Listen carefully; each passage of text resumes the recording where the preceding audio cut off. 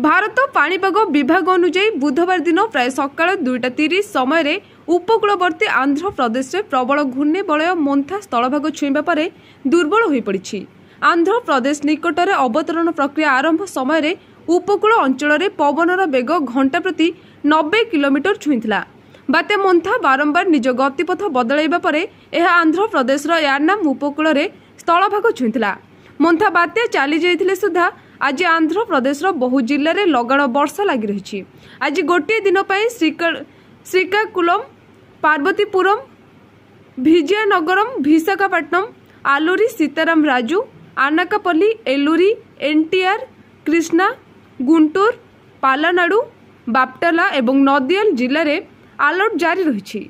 बात्या जो वर्तमान सुधा जनकर मृत्यु घटी बेले 98टी बासगृह भुशुड़ी पड़ी एवं हजार हजार एकर चाष जमी जलमग्न होइछि।